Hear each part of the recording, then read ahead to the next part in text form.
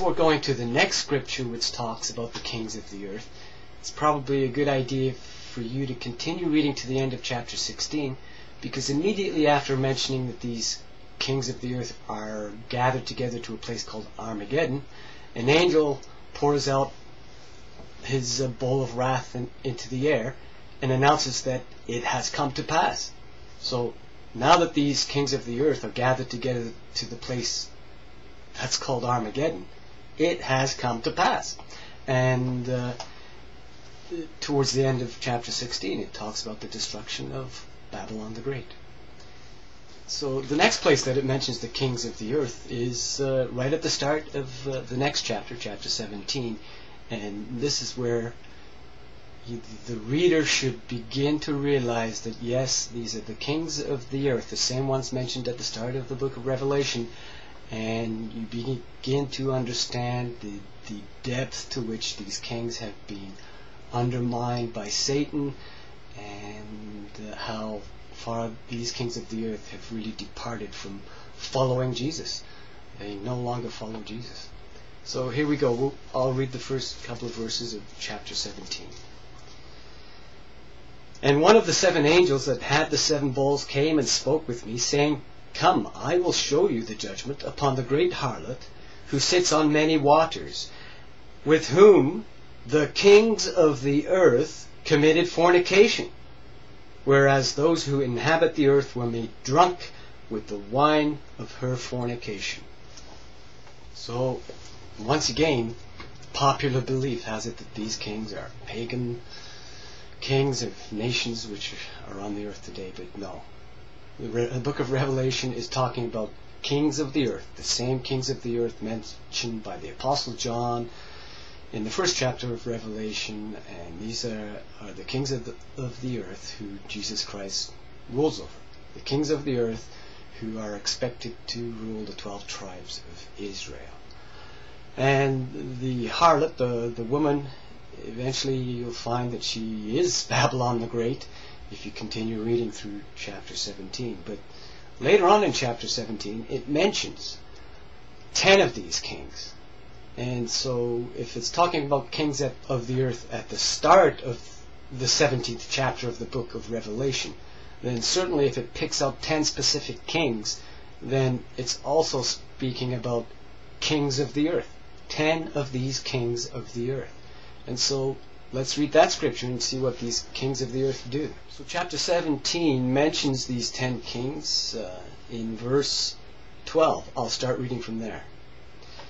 And the 10 horns that you saw mean 10 kings who have not yet received a kingdom, but they do receive authority as kings 1 hour with the wild beast.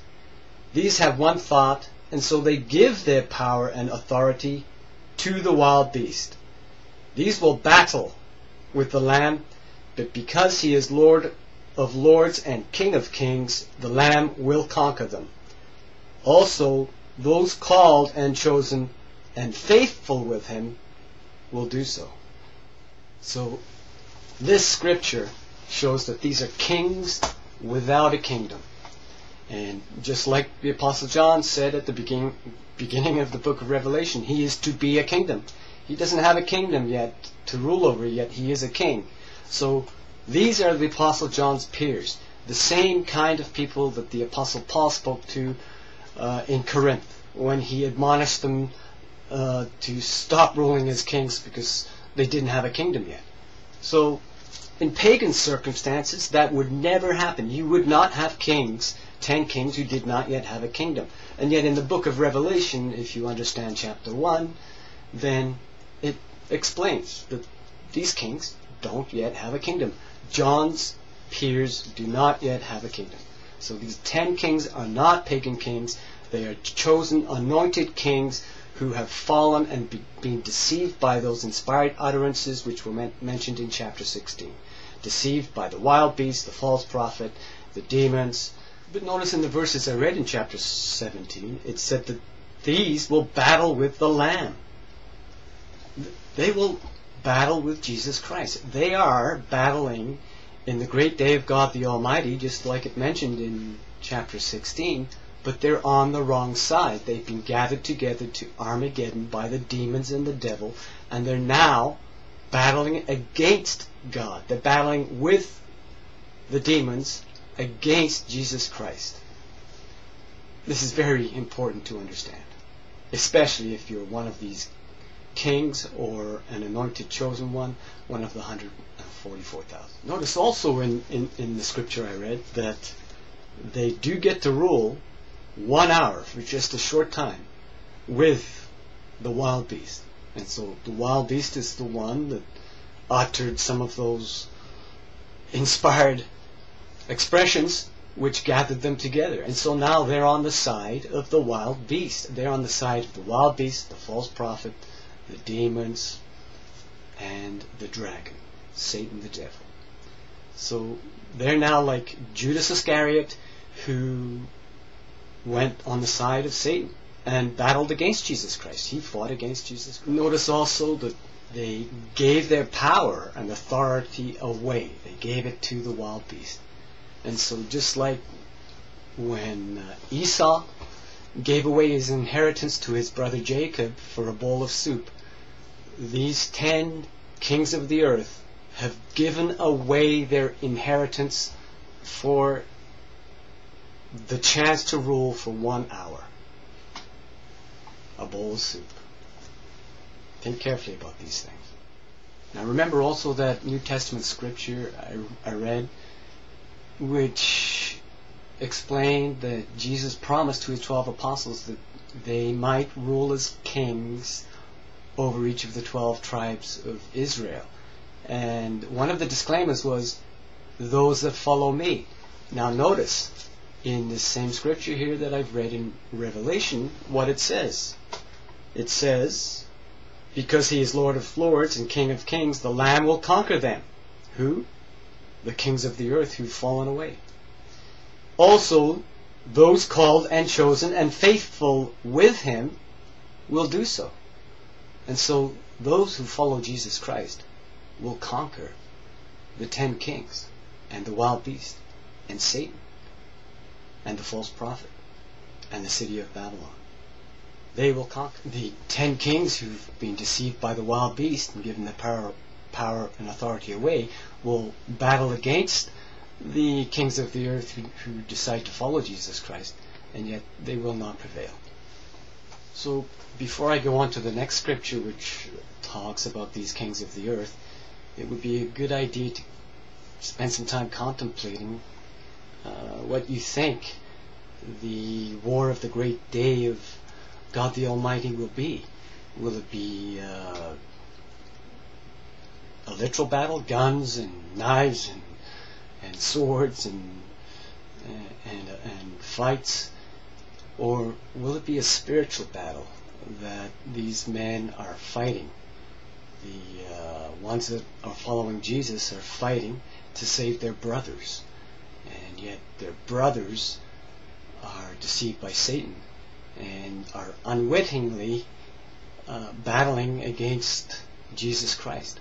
They've been deceived by these inspired utterances. So the battle is a spiritual one, being fought by God and also by Satan, and the people caught between are those who have been deceived by Satan to be gathered together to Armageddon, and those who follow Jesus. And it's a giant, enormous spiritual battle. And so these videos that I'm making are indeed a part of that battle. I hope to win some of these brothers. The kings of the earth are once again mentioned a couple of times in chapter 18 of the book of Revelation, and so I'll read some of those verses. I'll start with verse 2 and read to verse 3. It says, "And he cried out with a strong voice, saying, She has fallen, Babylon the Great has fallen, and she has become a dwelling place of demons, and a lurking place of every unclean exhalation, and a lurking place of every unclean and hated bird. For because of the wine of the anger of her fornication, all the nations have fallen victim. And the kings of the earth committed fornication with her, and the traveling merchants of the earth became rich due to the power of her shameless luxury.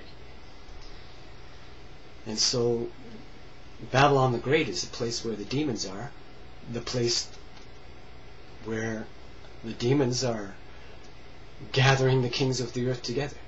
Armageddon. Babylon the Great is that same place.